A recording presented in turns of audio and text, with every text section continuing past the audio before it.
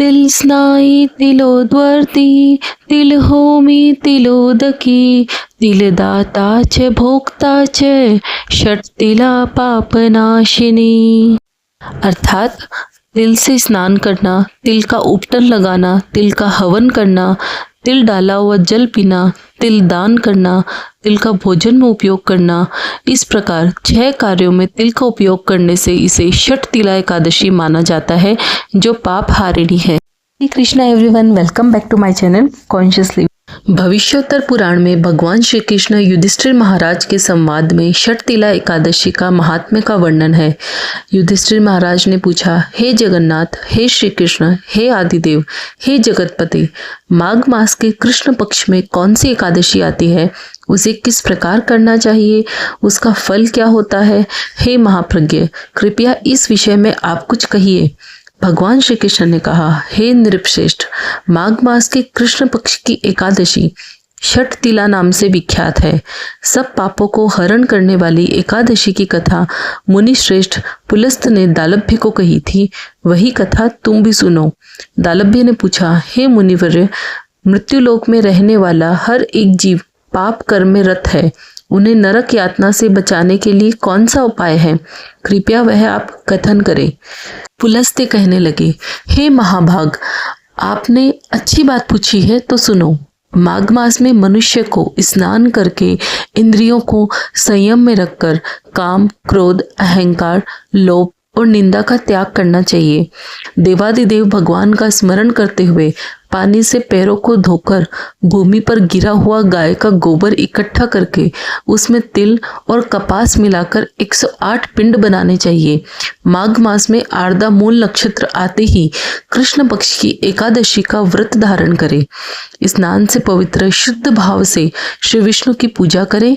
अपराध क्षमा के लिए श्री कृष्ण का नाम उच्चारण करें। रात में होम जागरण करें। चंदन, कपूर, अर्भजा और भोग दिखाकर शंख, चक्र, पद्म और गदा धारण करने वाले श्री हरि की पूजा करें। बारंबार श्री कृष्ण के नाम के साथ कुम्हड़, नारियल और बिजौरे के फल अर्पण करके विधि पूर्वक अर्घ्य दें। दूसरी सामग्री का अभाव हो तो 100 सुपारी का उपयोग करके भी पूजन और अर्घ्य किया जा सकता है। अर्घ्य मंत्र इस प्रकार है, कृष्ण कृष्ण कृपालु स्व गतिनाम गतिर्भव संसारार्वर्णम अग्नानाम प्रसीद पुरुषोत्तम। नमस्ते पुंडरीकाक्ष, नमस्ते विश्वभावन, सुब्रह्मण्य, नमस्ते अस्तु महापुरुष पूर्वज। ग्रहणार्म अर्घ्यम मया दत्तम लक्ष्म्या सह जगतपते। सच्चिदानंद श्री कृष्ण, आप बड़े दयालु हैं। हम अनाथ जीवों के आश्रयदाता आप हो। हे पुरुषोत्तम, हम इस संसार सागर में डूब रहे हैं, कृपया हम पर प्रसन्न हो। हे विश्वभावन, हमारा आपको वंदन है। हे कमल नयन, आपको प्रणाम है। हे सुब्रह्मण्यम, हे महापुरुष, हे सभी के पूर्वज, आपको प्रणाम है। हे जगतपति, लक्ष्मी के साथ आप इस अर्घ को स्वीकार करें। उसके पश्चात ब्राह्मणों की पूजा करके उन्हें पानी से भरा घड़ा देना चाहिए। साथ में छाता, चप्पल और वस्त्र भी अर्पण करें। इस दान द्वारा भगवान श्री कृष्ण प्रसन्न हो, यह कहते हुए दान करना चाहिए।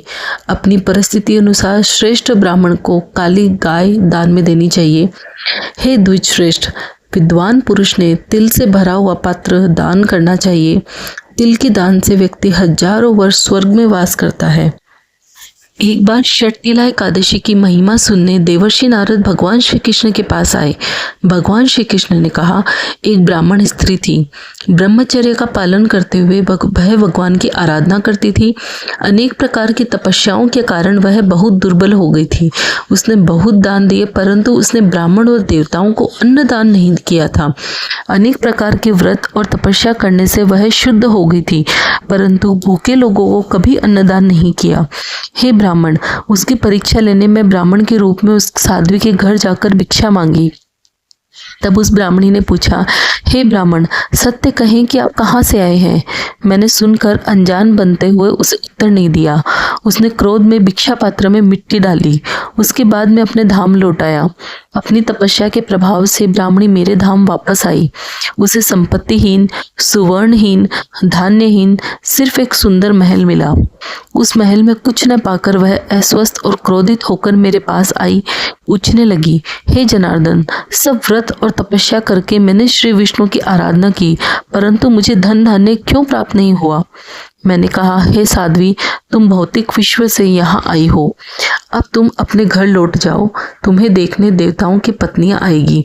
उन्हें षटतिला एकादशी की महिमा पूछकर पूरा सुनने के बाद ही दरवाजा खोलना, अन्यथा नहीं। यह सुनकर ब्राह्मणी घर वापस आई। एक बार ब्राह्मणी दरवाजा बंद करके अंदर बैठी थी, तब देव पत्नियां वहां पर आकर कहने लगी, हे सुंदरी, हे ब्राह्मणी, हम तुम्हारे दर्शन करने आए हैं, कृपया दरवाजा खोलो। तब ब्राह्मणी ने कहा, आपको मुझे देखने की इच्छा है तो कृपया षटतिला एकादशी की महिमा का वर्णन करें, तभी मैं दरवाजा खोलूंगी। उस समय एक देव पत्नी ने उसे वह महात्म्य बताया। महात्म्य सुनने के बाद वह ब्राह्मणी ने दरवाजा खोला। देव पत्नियां उसके दर्शन से बहुत प्रसन्न हुई। देव पत्नियों के कहे अनुसार ब्राह्मणी ने षटतिला एकादशी का व्रत किया, जिसके प्रभाव से उसे धन धान्य, तेज, सौंदर्य प्राप्त हुआ। धन धान्य संपादन करने के लिए लोक दृष्टि से यह व्रत नहीं करना चाहिए। इस व्रत के पालन से अपने आप गरीबी, दुर्भाग्य नष्ट हो जाता है। जो कोई भी इस तिथि को तिल का दान करेगा वह सब पापों से मुक्त हो जाएगा। तो इस प्रकार हमने इस व्रत का महात्म्य सुना। यह व्रत आप सभी के लिए मंगलदायक हो। और यह व्रत किस तारीख को है, इनके शुभ मुहूर्त क्या है, इसके लिए आप मेरा चैनल पे जाके दूसरा वीडियो देख सकते हैं। हरे कृष्णा।